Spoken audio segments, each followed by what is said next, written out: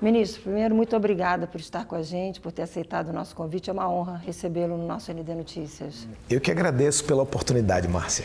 Ministro, o senhor está em Santa Catarina numa semana que a gente está vivendo uma verdadeira confusão a partir de chuvas fortes que provocaram deslizamento de terras na BR-101 no trecho sul do Morro dos Cavalos e interdição essa que está nos custando economicamente falando e principalmente muitos transtornos na vida das pessoas.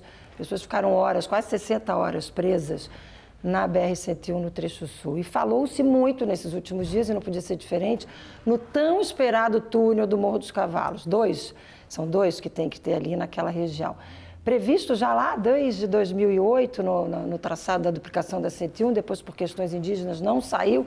Enfim, vou ser bem objetiva no que eu quero saber. O que pode ser feito para que a gente construa o túnel naquela região? Olha, primeiro, Márcia, teve gente que sugeriu que eu adiasse um pouco a visita por conta disso. Eu sou daqueles que não gosto de ir no momento preparado. Eu prefiro ir no momento da dificuldade das pessoas. Então, estar aqui nesse momento agora vai me possibilitar visitar o Morro dos Cavalos, observar quais são as soluções. E nós estamos no ambiente da discussão da otimização dos dois contratos, da 116 e da 101. E nessa otimização, nós vamos incluir as obras importantes para o desenvolvimento de Santa Catarina, para a segurança das pessoas, porque um acidente geológico como esse, pedras que rolam sobre uma rodovia, ceifam vidas no Brasil inteiro e mundo afora também. Então a gente precisa discutir essas questões com a devida profundidade e nós temos uma grande oportunidade agora na otimização dos contratos, a exemplo do que foi feito no contorno de Florianópolis, que foi incluído um gatilho no contrato, um aditivo no contrato para que a obra fosse feita, uma obra de 6 bilhões de reais, muito importante para Florianópolis, que estava praticamente afogada. Esperada há 11 anos, ministro. O atraso é de 11 anos. Esperada há 11 anos, vai ser entregue esse ano, mas assim, estava a capital do estado de Santa Catarina afogada pela dificuldade de acessar a própria ilha e sem contorno. Então, essa solução, ela vai ser dada na otimização da 101 e eu me recordo, me permita colocar, que toda essa duplicação foi feita no PAC anterior. Foi por isso que ela foi concedida com uma tarifa muito abaixo das tarifas médias do Brasil. Agora, a gente precisa de novas obras e a gente não pode, Márcia, esperar o contrato terminar. Só terminará em 2032. E o estado de Santa Catarina, que graças a Deus e ao trabalho do povo daqui cresce, gera renda, gera emprego, promove as exportações do país, precisa de investimentos agora. Por isso que nós estamos discutindo a otimização dos contratos e essas duas otimizações vão possibilitar 15 bilhões de reais em investimentos diretos na 116 e na 101 para adequar capacidade, para fazer vias marginais, para ampliar a duplicação, porque em alguns trechos a 101, mesmo duplicada, está represando veículos. Então, esse volume de investimento, ele elencará as obras necessárias e certamente o túnel do Morro dos Cavalos é uma obra muito importante. Então, o senhor está falando na possibilidade da extensão por mais 15 anos desse contrato de concessão com a Artéries? A gente vai discutir quais são as obras, por um lado, e do outro lado, para compensar esse investimento, precisa ter a discussão da tarifa e do prazo contratual. Isso nós vamos fazer ouvindo a sociedade, a imprensa local, a Assembleia Legislativa, o governo do Estado, porque eu entendo, e o presidente Lula me recomendou isso também, que essas decisões elas precisam ser tomadas pelo governo federal, porque o ativo é um ativo público federal, é uma estrada federal, mas a gente tem que ouvir a sociedade local. E é por isso que eu tenho feito essa ampla discussão e eu acredito que assim a gente tem condição de eleger as obras prioritárias para o Estado e fazer o seu investimento. Não posso falar em nome da sociedade catarinense, mas não tenho dúvida que a sociedade catarinense vai dizer sim, ministro, sim, presidente Lula, por favor, queremos o túnel. Eu acredito. Se isso for comprovado, que obviamente não tenho dúvida que será, em quanto tempo o senhor acha que isso pode sair do papel e virar realidade? Nós temos 4 otimizações no TCU, já. A Eco 101, que é a 101 no Espírito Santo, será a primeira do Brasil. Temos a 163 no Mato Grosso do Sul, temos a rodovia Fluminense no Rio de Janeiro e temos a BR-116 na Bahia. Veja que são as mesmas BRs, elas cortam o país, né? Passam por vários estados. Depois dessa leva, nós mandaremos as duas aqui de Santa Catarina no próximo lote. E aí a gente acredita que esse ano a gente vai promover as 15 otimizações. Essas 15 otimizações, Márcia, pode levantar para o Brasil 180 bilhões de investimento em concessionárias que já conhecem o trecho, já têm licenças ambientais, já estudaram parte do projeto. Porque, por exemplo, o projeto do túnel do Morro dos Cavalos, executivo, ele não existe. Mas, obviamente, quem mais conhece o trecho é a concessionária que está lá. Quando soma esse conhecimento ao conhecimento do DENIT e a estada já naquele trecho, isso acelera as obras. E a alternativa a isso era esperar o contrato acabar em 2032 para somente a partir daí fazer uma nova licitação. Então, essa obra só poderia acontecer a partir de 2035. Até porque no contrato diz que 5 anos antes do 2032 não se pode fazer nenhuma outra obra. Então, se não estender esse contrato, a gente não tem obra feita em momento nenhum, ou só muito lá na frente. E depois que licita novamente, as obras mais pesadas, como é o caso de um túnel dessa natureza, só iniciam a partir do 3º ano. Então seriam 8 anos sem obras pesadas. Mas vamos lá, obra do contorno, 11 anos de atraso, artéria Litoral Sul, sem fiscalização, dificuldade de fiscalização, dificuldade de acompanhamento, a NTT vem, mas não vem. Desculpa a expressão, mas é bem essa sensação hoje do povo de Santa Catarina quando a gente fala do contorno, que é uma obra que é com dinheiro privado, mas obviamente tem todo o acompanhamento do governo federal. Como garantir uma fiscalização mais eficiente nesses contratos de concessão para a gente não ver uma obra do túnel do Morro dos Cavalos começar e levar esse tempo todo para ser concluída, estilo contorno? Corrigindo o contrato para parar de fingir que o contrato funciona. Não sei se você se lembra que lá atrás esse contrato aqui foi licitado com uma tarifa de 70 centavos. A empresa que ganhou com 60% de desconto. No dia todo mundo bate palma, depois quer as obras. Por isso veio a artérias. Isso não é execuível, a gente tem que falar a verdade para as pessoas. A gente tem que dizer, olha, para a gente ter esse volume de obra que um estado na potência de Santa Catarina precisa e que não é nenhum favor do governo federal, é direito das pessoas daqui, é isso que o presidente sempre diz a todos nós, que a gente precisa trabalhar duro para garantir o direito das pessoas. Não é que nós estamos fazendo favor nenhum a Santa Catarina. É porque Santa Catarina manda muitos recursos para o Brasil. Não, o Brasil todo praticamente manda. Só os estados mais pobres não mandam porque não tem. É mais ou menos como a gente pedir ao pobre que pague mais imposto que o rico. Não tem sentido. A gente tem que utilizar melhor os recursos e falar a verdade para as pessoas. Então, eu lembro da licitação. Eu era garoto quando essa licitação foi feita. Eu tinha 22 anos, 23, 24. O que aconteceu? Uma festa no Brasil. 60% de desconto na tarifa e depois não teve as obras. O próprio contorno só entrou porque aumentou a tarifa, que ele nem estava no contrato original. Então, assim, qual é a minha proposta? Vamos falar a verdade para as pessoas, vamos colocar todos os estados numa tarifa média, vamos discutir com os governadores, porque é fundamental para a gente conceder rodovias e ampliar os investimentos aqui em Santa Catarina, que rodovias estaduais também estejam na concessão, porque senão elas viram rotas de fuga. Que aconteceu agora e estão péssimas também. Estão piores do que as federais aqui em Santa Catarina, as rodovias estaduais, e elas viram rotas de fuga para as concessões federais e tiram totalmente a atratividade pelo setor privado. E sem o investimento privado, Márcia, não há condição de fazer os investimentos que a infraestrutura nacional precisa. Por 2 motivos. Primeiro, que o mundo inteiro faz dessa maneira.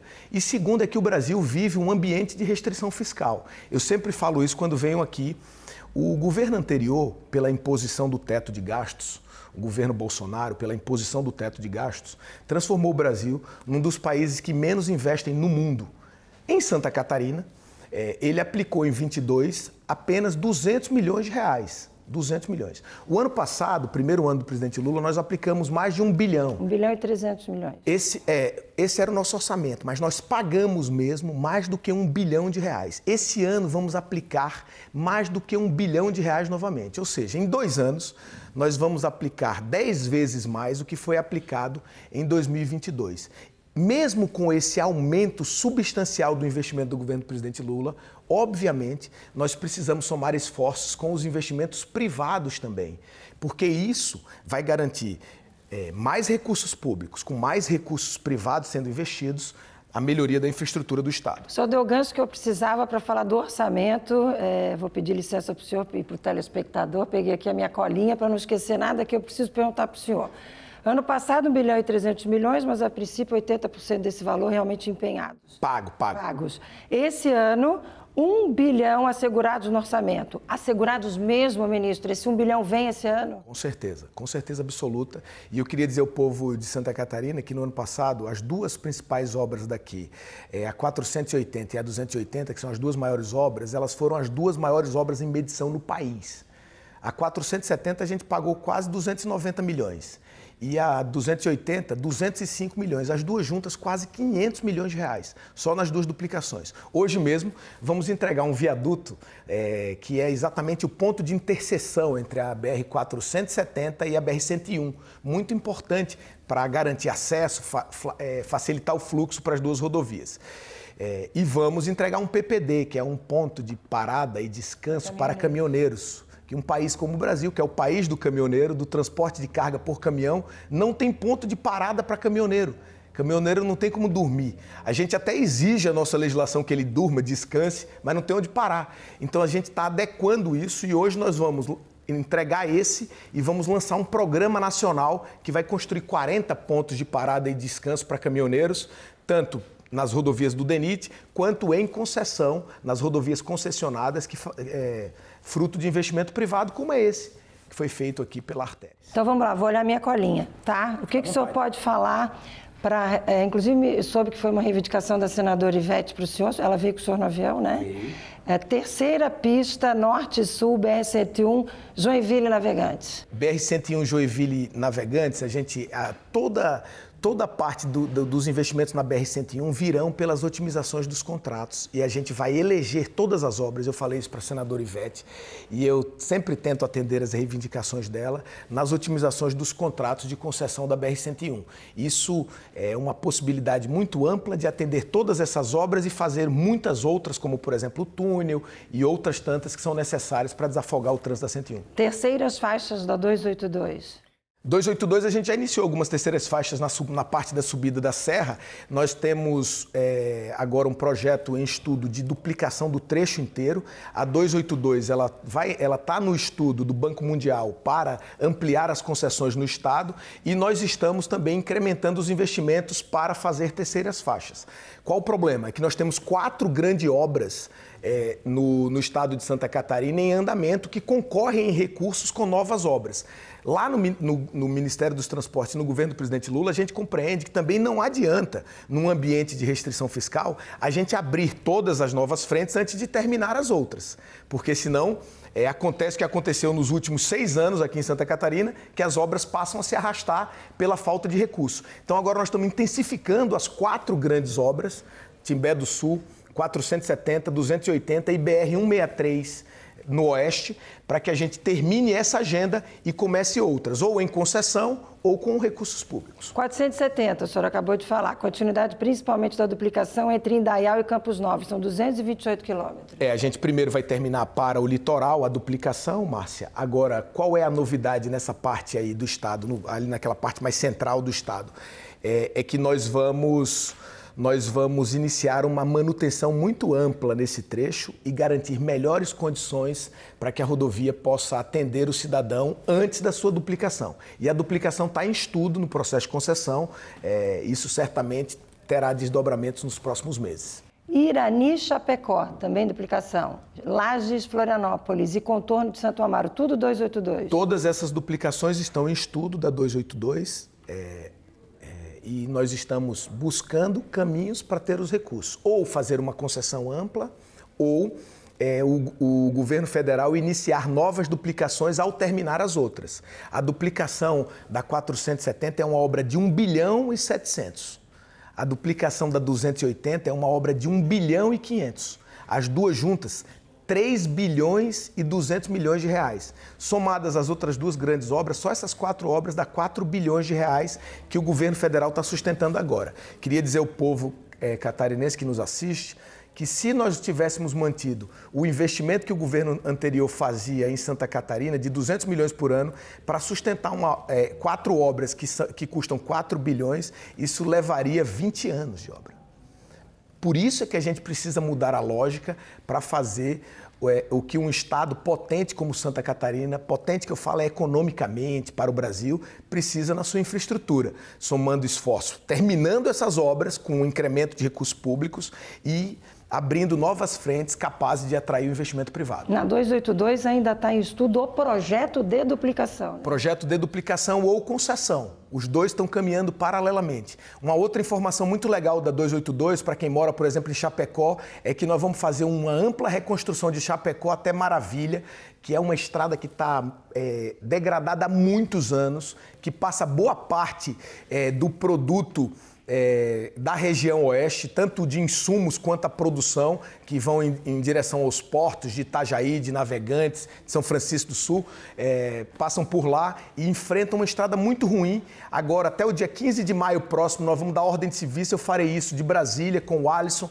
para que a comunidade tome conhecimento. Nós vamos reconstruir esse trecho, 100 quilômetros ao custo de 200 milhões de reais, uma obra muito mais moderna do que quando essa rodovia foi construída lá na década de 70, de maneira que eu acredito que será um grande benefício para Chapecó, para Maravilha e para todo o oeste catarinense. O senhor me deu o gancho, o senhor há pouco falou da 163, que já tem novidades para aquela região. E aí o senhor me dá o gancho para falar de um projeto muito importante que o nosso Grupo ND tem, que se chama Oeste nos Trilhos, que estimula a discussão sobre a importância de construção de ferrovias atendendo Santa Catarina. Tem o projeto da ferrovia de Maracaju, que traz, inclusive, que a expectativa é que traga o milho, que é tão importante para o nosso agronegócio, e tem a expectativa de que essa ferrovia também possa ligar o oeste ao litoral, não só valorizando o agronegócio, como todas as outras forças econômicas, que não são poucas, do nosso oeste. O que o senhor acha da questão desse estímulo, desse incentivo às ferrovias? Muito importante, muito mesmo. Primeiro, falar da 163. Essa 163, a qual você se referiu, a BR-163, que é uma BR que sai do Rio Grande do Sul, vai até o Pará, corta o país inteiro. E ela foi fadada a carregar grãos no Brasil todo. Então, por isso, ela é uma rodovia muito complexa. Mas esse trecho catarinense, ao qual você se refere, ele foi considerado durante muitos anos a pior rodovia do país. Pior trecho em qualidade rodoviária no Brasil. Nós estamos fazendo uma obra lá, que os técnicos chamam de white topping, que na verdade é uma obra em concreto, com ferro, a fim de que a rodovia suporte carregar a carga que carrega. Então ela está andando bem. Nos próximos meses aí nós vamos entregar essa rodovia 100% pronto, que será um bom avanço. Ferrovia, Márcia, pela primeira vez na história do país, nós vamos lançar agora, até o final do primeiro semestre, um plano nacional para o desenvolvimento ferroviário com origem de recurso. Não adianta tratar de ferrovia sem ter recurso para investir. Por quê? Porque mundo afora, ferrovia não é um investimento que é capaz de ser feito somente pela iniciativa privada. Porque é caro e tem que fazer na frente. Eu costumo comparar sempre o setor aéreo com o setor ferroviário, para as pessoas compreenderem bem. A gente observa a crise das companhias aéreas no Brasil, não é verdade? Sim. A Gol mesmo está em processo de falência. Não só no Brasil, né? No exterior, inclusive.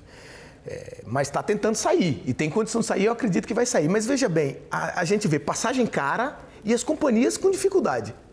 É isso que o cidadão sente. Mas você imagina, um avião, quando uma companhia dessa adquire, ela adquire financiado, em leasing, e vai pagando e vendendo a passagem. Mesmo assim é difícil. Você imagina um trem, que você tem que construir a linha inteira antes, todo o investimento é feito antes, para só depois começar a vender a passagem. Então isso, mundo afora, você precisa também do investimento público. E nós vamos lançar esse plano para o desenvolvimento ferroviário que tem um objetivo, que é acessar os portos no oceano e garantir o escoamento da produção do Brasil Central. A ferrovia Norte-Sul foi feita pelo presidente Lula, nós vamos fazer uma ferrovia leste-oeste, que é ligando o coração da soja, Lucas do Rio Verde, passando por Água Boa, ainda no Mato Grosso, passando por Mara Rosa, em Goiás, passando por Caetité, na Bahia, e chegando ao sul baiano. Essa é a leste-oeste. O Brasil será cortado por uma cruz ferroviária. A Norte-Sul está pronta e essa cruz ferroviária será feita. A partir daí, nós vamos ligar as outras ferrovias nessa malha, na malha sul, que é uma malha existente. Estamos discutindo a malha oeste do Mato Grosso do Sul para São Paulo e a integração do Paraná, de Santa Catarina, com a malha do Rio Grande do Sul, a fim de facilitar o escoamento da produção. Mas para que uma ferrovia como essa fique de pé, precisa ter dinheiro público também. ou do governo federal ou do governo do estado, porque dificilmente nós encontraremos alguém da iniciativa privada que faça essa obra toda. Como do oeste catarinense para o litoral tem cerca de 600, 800 quilômetros, uma ferrovia custa aproximadamente 25 milhões de reais o quilômetro quando não é área acidentada. Mais perto... Nosso relevo é bastante. Mais perto aqui do litoral, em Santa Catarina, é bastante acidentado. Então, se a gente facilitar a conta, só para não fazer uma conta tão difícil ao vivo, né? Uma ferrovia de 800 quilômetros, uma conta de 20 milhões o quilômetro, custaria 16 bilhões de reais. Então, a gente precisa de um movimento inovador, capaz de atrair o capital privado e capaz de criar um projeto nacional que tenha origem de recursos para, pelo menos, custear uma parte disso. É esse o desafio que o Brasil está enfrentando. Então o senhor é favorável a esse movimento, sem sombra de dúvidas? Muito favorável, mas estou elencando todos esses fatores para que a gente compreenda que não é à toa que nunca foi feita uma ferrovia do oeste para cá. É porque o país nunca fez um plano com recursos destinados a isso. Quanto terá, ministro Renan? A nossa ideia é ter um plano com origem de aproximadamente entre 20, 25, talvez até 30 bilhões de reais, com fontes. Esses recursos virão de onde? Da valorização dos ativos públicos federais concedidos, né? Nós já fizemos acordos com a Rumo, com a MRS e esperamos fazer um acordo em breve com a Vale e isso será o início desse programa e teremos novas renovações antecipadas que a gente espera que elas retroalimentem esse fundo a fim de que tenhamos condição de fazer esses investimentos. Bom, falando aí de recursos, vocês estão trazendo os recursos, falamos em 1 milhão e 300 ano passado, gastos 1 bilhão, esse ano 1 bilhão e 300 milhões, 1 bilhão esse ano, mas a gente precisa ter a garantia de que esses recursos vão continuar vindo. Expectativa para 2025 e para os próximos anos. É por isso que eu tenho dito que o fortalecimento dos investimentos, ele precisa do cumprimento do arcabouço fiscal. Eu estou aqui acompanhado da bancada federal catarinense e eu sempre solicito a eles apoio para o cumprimento do arcabouço, solicitei a todos o apoio à reforma tributária e o apoio decisivo do Congresso Nacional à agenda do ministro Fernando Haddad. Porque é óbvio que o presidente Lula, ao entrar com o ministro Haddad, ele mudou a abordagem e ampliou os investimentos, porque a gente vive no mesmo país e estamos investindo aqui em Santa Catarina 5 vezes mais do que, no ano passado investimos 5 vezes mais do que o último ano do governo Bolsonaro, no mesmo país.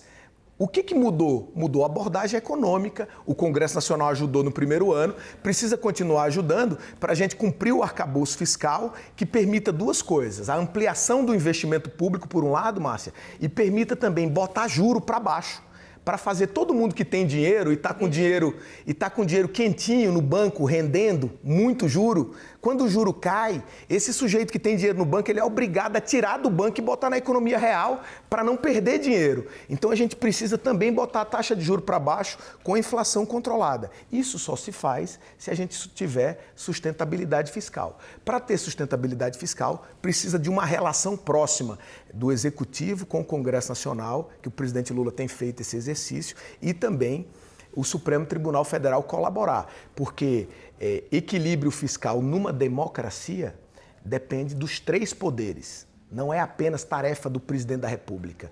Veja, Márcia, que o Brasil fez uma reforma tributária o ano passado. Esse país nunca tinha feito reforma tributária em ambiente democrático, só tinha feito reforma tributária em momentos ditatoriais, ou seja, por vontade do ditador. Sozinho, ele ia ali e impunha uma nova regra tributária no país. Em ambiente democrático, nunca tinha se chegado a um acordo. A primeira vez que se chegou a acordo foi o ano passado, o que demonstra a capacidade de diálogo do governo, mas a gente precisa perseverar, porque não tem governo do bom começo. Só tem...